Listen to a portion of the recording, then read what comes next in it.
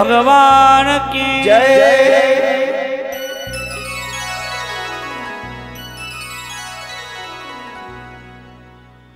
अनेक साधू संतांच्या पदस्पर्शाने पवित्र आणि पुनीत झालेले आपल्या या लातूर नावाच्या पवित्र शहरामध्ये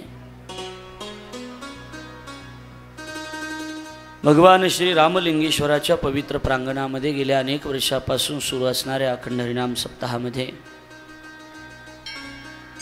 यावर्षी शिवमहापुराण कथा ज्ञानयज्ञ सोहळ्याचं आयोजन रामलिंगेश्वर देवस्थान कमिटीच्या वतीनं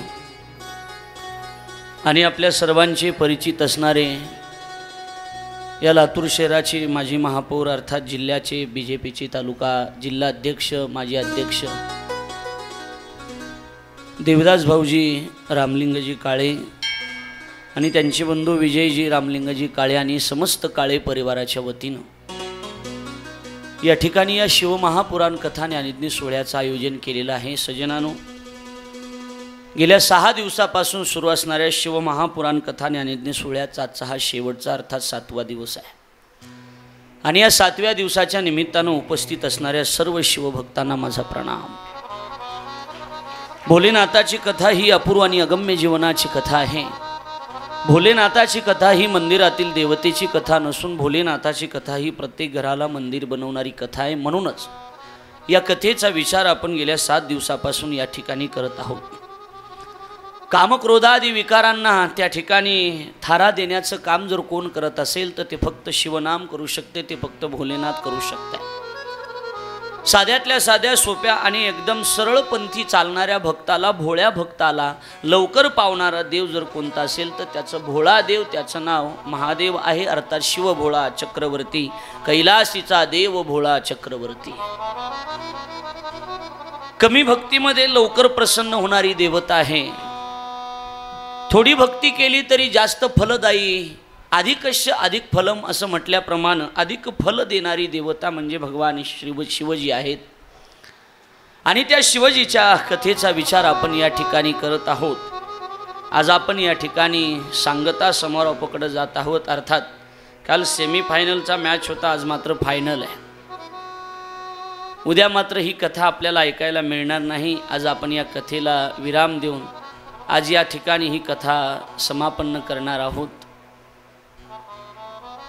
सज्जनांनो, गेल्या 7 दिवसापासून अतिशय प्रेमानं आपण ही कथा ऐकत आहात, अतिशय समाधानानं आपण या कथेमध्ये बसत आहात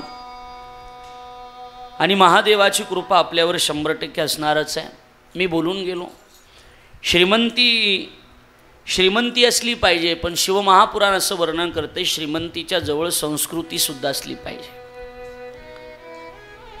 श्रीमंती आणि संस्कृती या 2 गोष्टी जर एकत्रित असतील तर ती श्रीमंती टिकू शकते, नाही तर ती श्रीमंती टिकणार नाही। श्रीमंतीच्या जोडीला संस्कृती जर नसेल तर ती श्रीमंती जळेल तरी नाही तर बुडेल तरी। लक्षात ठेवा, ऐका माझं, ऐकताय तुम्ही, लक्ष देऊन। श्रीमंती भरपूर असली पाहिजे पण श्रीमंतीच्या जोडीला संस्कृती असली पाहिजे। श्रीमंती आहे आणि संस्कृती नसेल तर ती श्रीमंती टिकणार नाही। ऐकून ठेवा, एक तर जळेल नाही तर बुडेल।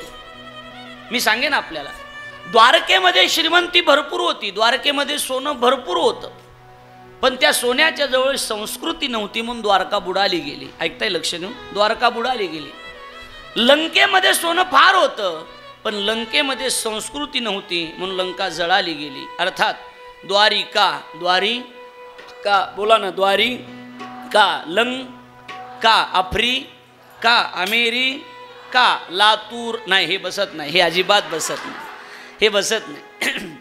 द्वारिका, आफ्रिका, अमेरिका, लंका, मला असं वाटतंय चिंताच करू नका, एक दिवस जळाल्याशिवाय राहणार नाही। संस्कृती जर नसेल तर ते जळाल्याशिवाय राहणार नाही। शिवमहापुराण असं वर्णन करतंय की श्रीमंती सोनं भरपूर असलं पाहिजे पण त्या सोन्याच्या जवळ संस्कृती असली पाहिजे आणि सोन्याच्या जवळ संस्कृती जर नसेल तर ते जळाल्याशिवाय राहणार नाही। दादा, या देशाची संस्कृती सोन्याची होती, या देशामध्ये भरपूर श्रीमंती होती। ऐकताय, आपण सुशिक्षित माणसं आहात, भरपूर सोनं होतं या भारत देशामध्ये, नव्हे नव्हे हा देश सोन्याचा होता। या देशामध्ये भरपूर वन होते। ऐकताय तुम्ही, या देशामध्ये भरपूर काय होते? वन होते, वन होते, भरपूर वन होते। ऐकताय तुम्ही, ऐकताय, भरपूर वन होते, पण असा गोंधळ होता संजू भाऊ, ज्या वेळेला वन होते त्यावेळेला वन मंत्री नव्हते. ऐकताय का तुम्ही लक्ष देऊन? वन होते त्यावेळेला काय नव्हते? वन मंत्री नव्हते. अरे वन मंत्री नव्हते म्हणूनच वन होते. नसेल कळलं माझं बोलणं तुम्हाला. वनमंत्री जर असते तर वन राहिले नसते. वनमंत्री नव्हते म्हणून वन होते. या देशात भरपूर वन होते आणि त्या वनामध्ये त्या झाडावर, त्या झाडाच्या फांदीवर जी चिडिया बसलेली होती ना दादा, ती सुद्धा या देशातली सोन्याची होती. वर्णन आहे आपल्या हिंदुस्थानचं वर्णन करत असताना भारतामध्ये भरपूर सोनं होतं, पण सोन्याजवळ संस्कृती सुद्धा होती. जहाँ डाल डाल पर सोनी चिड़िया करती है बसेरा, वो भारत देश सर्वांनी प्यारा भारत देश मेरा, वो भारत देश मेरा, प्यारा भारत देश मेरा. डाल डाल पर सोने की चिड़िया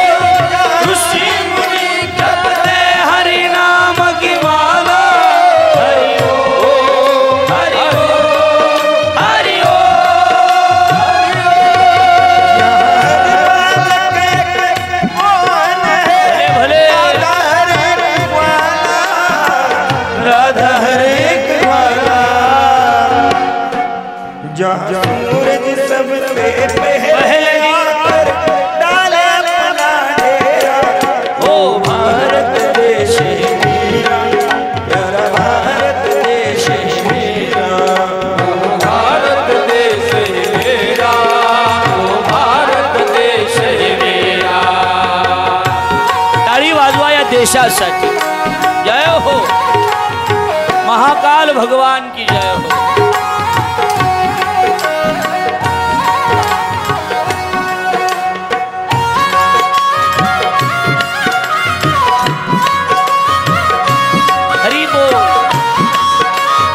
लातूर नहीं तो कैलाश लग रहा है. कैलाश, एक ताळे.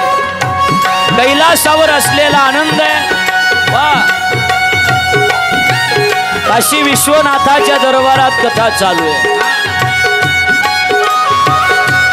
वा वा, सर्वांनी थोड्या वेळामध्ये संपणार आहे हा आनंद. उद्या नाही, आजच्या दिवसात.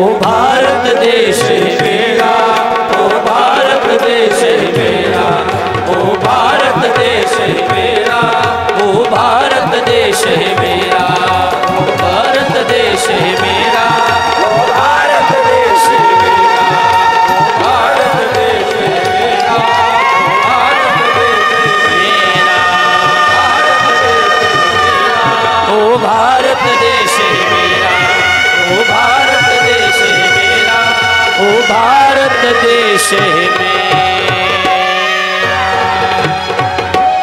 या देशामध्ये भरपूर सोनं होतं या देशामध्ये दादा, हा देश सोन्याचा होता। जहां डाल डाल पर सोने की चिड़िया करती है बसेरा, ओ भारत देश है मेरा, ओ भारत देश है मेरा। सोनं असलं पाहिजे।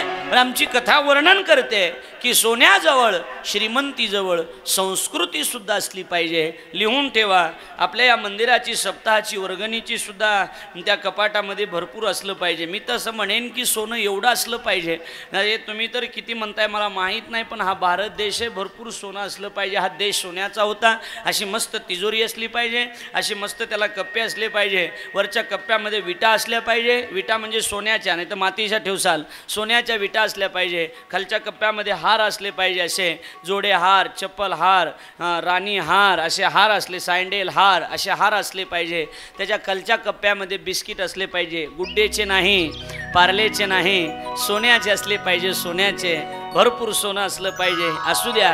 पण ज्या तिजोरीमध्ये तुम्ही सोनं ठेवत असाल, शिवमहापुराण असं सांगतंय की त्या तिजोरीमध्ये सोन्याच्या शेजारी आपल्या आईवडिलाचा सुद्धा हिस्सा असला पाहिजे, त्याच्यामध्ये सासू सासऱ्याचा सुद्धा वाटा असला पाहिजे। आपल्या गल्लीमध्ये जर सप्ताह होत असेल तर सप्ताहाची वर्गणी सुद्धा असली पाहिजे। गोशाळेसाठी थोडीशी मदत सुद्धा आपल्या त्या ठिकाणी असली पाहिजे। आणि जर संस्कृतीच नसेल तर ते तुमच्याजवळचं सोनं कधी टिकणार नाही। एक दिवस ते बुडाल्याशिवाय राहणार नाही। रावणाकडे भरपूर सोनं होतं, महादेवाकडून त्यानं लंका सोन्याची घेतली होती, पण लंका जरी सोन्याची होती तरी शेवटी लंका टिकली नाही। टिकली नाही, संस्कृती नव्हती ना। जिथं संस्कृती नसते ते टिकत नसते, ऐकून ठेवा। म्हणून संस्कृती आणि श्रीमंती या दोन्हीची सांगड ज्याला घालता येते ना, तो खरा माणूस असतो दादा। म्हणून आपण विचार करत होतो, संस्कृतीही आणि श्रीमंतीही, कैलासाची श्रीमंतीही भोलेनाथाकडे आहे, भरपूर कैलास आहे। पद प्रतिष्ठा जर आपण बघितली तर मला असं वाटतंय सगळे देवादिदेव महादेव आहेत। सगळे देव ज्यांचं ऐकतात, सगळ्या देवाचे जे अधिपती आहेत त्यांचं नाव महादेव आहे। म्हणजे पदही आहे, प्रतिष्ठाही आहे, मान्यताही आहे। कुणाचं काही जरी झालं तरी मिटवण्यासाठी कैलासात जावं लागायचं, हे लक्षात ठेवा। त्या काळचं हायकोर्ट म्हणजे कैलास, देवांचा हायकोर्ट कैलास। काही देवांमधले भांडणं झाले की मिटवण्यासाठी कैलासात जावं लागायचं। पद आहे, प्रतिष्ठा आहे, आणि या सगळ्या गोष्टीबरोबर संस्कृती सुद्धा कैलासात टिकून आहे।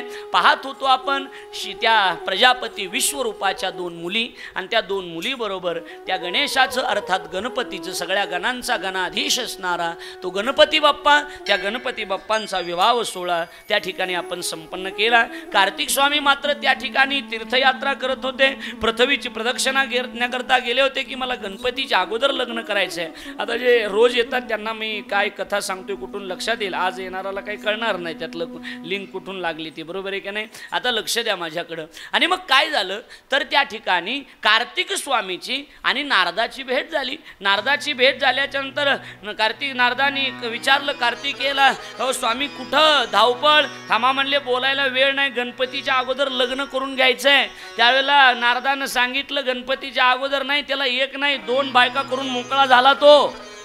म्हणले असं कसं केलं आई वडिलांनी, माझा अगोदर, अरे प्रदक्षिणा, जो अगोदर पृथ्वीची प्रदक्षिणा करील त्याचं पहिलं लग्न ठरलं होतं का नाही सांगा बरं। मग माझ्या अगोदर गणपतीचं लग्न कसं काय केलं असं म्हटल्याच्या नंतर सांगितलं गेलं की पृथ्वी प्रदक्षिणेचं पुण्य आपल्या आई वडिलाला प्रदक्षिणा घातली की पृथ्वी प्रदक्षिणेचं पुण्य त्याच्या पदरामध्ये पडत असतं।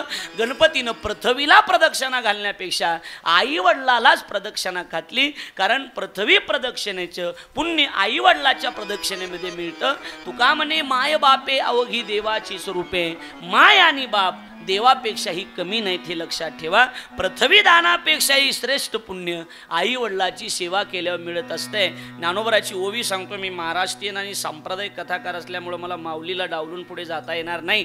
माऊली असं म्हणतायत, घरी माता पितरा धड बोले ना संसारा, एर विश्वी आदरा मूर्खू जैसा, जरा एवढी ओवी लिहूनच ठेवा पुरुषांनी सगळ्यांनी. गावामध्ये तुम्हाला मान आहे, गल्लीमध्ये सगळे लोक तुम्हाला मानतात. अरे वा, तुमच्यासारखी ते श्रीमंती कुणाकडं नाही, तुम्हाला फार लोक मानतायत. नीट ऐका, जरा नीट ऐका. पण जर तुम्ही मायबापाला त्रास देत असाल, मायबापाला नीट बोलत नसाल, तर तुमच्यासारखे मूर्ख माणसं या जगाच्या पाठी दुसरे कोणतेच नाहीत. मूर्ख जैसा माऊली म्हणतायत, माऊली मी म्हणत नाही, पायी काटा निहिते ती व्यथा जीवी उमटे. माऊलीचे शब्द आहेत, लक्षात ठेवा. माऊली म्हणतायत की तुम्ही जगात तुम्हाला मान असेल, पण आई वडिलाला नीट बोलत नसाल तर देव तुमची भक्ती कधीच मान्य करणार नाही. ही गोष्ट लक्षात ठेवा. महादेवाला तर ती गोष्ट मान्यच नाही, अजिबात मान्य नाही. तुम्ही अगोदर आई वडिलाची सेवा करा. आई वडिलाच्या सेवेमध्येच सर्वस्व आहे. कार्तिक स्वामीला राग आला आणि रागाच्या भरामध्ये कार्तिक स्वामी रुसले आणि रुसून कुठं गेले तर त्या ठिकाणी विंध्य पर्वतावर जाऊन बसले गेले. विंध्य पर्वतावर रुसून बसले आणि विंध्य पर्वतावर जाऊन रुसून बसल्याच्या नंतर मग काय झालं, इकडं पार्वती मातेला बातमी कळाली. ऐकताय का तुम्ही लक्ष देऊन? काका मस्त झोप यायला लागली. टाईम आता जरा बरोबर, जरा चुकीचा टाईम झाला वेळेस म्हणून म्हटलं. कार्तिक स्वामीची बातमी ज्या वेळेला पार्वती मातेला कळाली त्यावेळेला पार्वती मातेनं विचार केला की माझा कार्तिक स्वामी रुसलाय. सूत महर्षी शौनकादी ऋषींना नैमिषारण्याच्या ठिकाणी ही कथा वर्णन करून सांगतायत.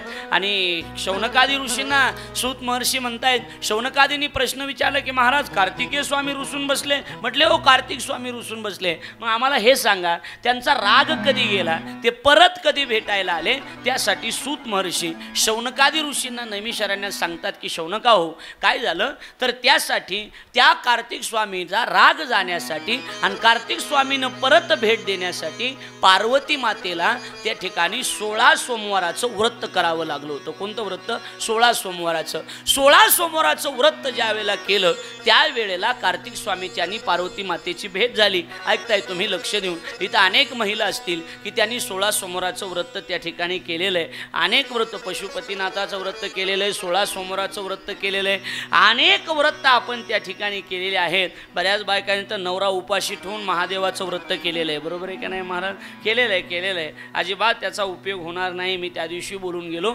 16 सोमवाराचं व्रत करत असताना महादेवाचं ते व्रत आहे. अगोदर घरातला महादेव जर सुखी असेल तर बाहेरच्या महादेवाला किंमत आहे. घरातला महादेव जर तुमच्यावर नाराज असेल तर घरातला महादेव जर नाराज असेल तर मला असं वाटतंय की मंदिरातला महादेव तुमच्यावर कधीच कृपा करणार नाही. मंदिरातल्या महादेवाची सुद्धा इच्छा आहे की तुम्ही घरातल्या महादेवाची पूजा केली पाहिजे, नाहीतरी तुम्ही त्याला महादेवच म्हणताय की. बरोबर आहे का नाही? आता आम्ही महिनाभर दिंडीत होतो आणि दिंडीत असल्या दिंडीत बायाचं 2च कार्यक्रम असतात. बायकांचे दिंडीत घेणाऱ्या बायका असतात ना, त्यांचे 2 कार्यक्रम ठरलेले असतात दिंडीत. कोणते कोणते माहिती का तुम्हाला? दिंडीत चालता का तुम्ही? तुम्ही दिंडीत गेलो लक्षात येईल. 2 कार्यक्रम ठरलेले असतात बायकांची दिंडीमध्ये. माहिती का तुला? पहिला कार्यक्रम कोणता माहिती का? कोणता माहिती आहे? नाही माहीत तुम्हाला? मी सांगतो. पाणी दिसलं की कपडे धुवून घ्यायचे. दिंडीमध्ये दुसरं काहीच काम नाही. कुठेही पाणी दिसलं की बाया कपडे धुवून घ्यायचे. आणि दुसरं माहिती का तुम्हाला? नाही माहीत. जागा दिसली की वाळू घालायचे, एवढंच. बाकी काय? कुठेही जागा दिसली की वाळू, पाणी दिसलं की कपडे धुवून घ्यायचे, जागा दिसली की वाळू घालायचे. मग खाली जरी माणसं बसलेले असले ना, खाली वरून वाळू घालणार. अहो त्यांना म्हणलं डोक्यावर पाणी पडत आणि त्याला काय होतंय, महादेवाच्या पिंडीवर नाही काय पडत पाणी, म्हणजे असं करतात.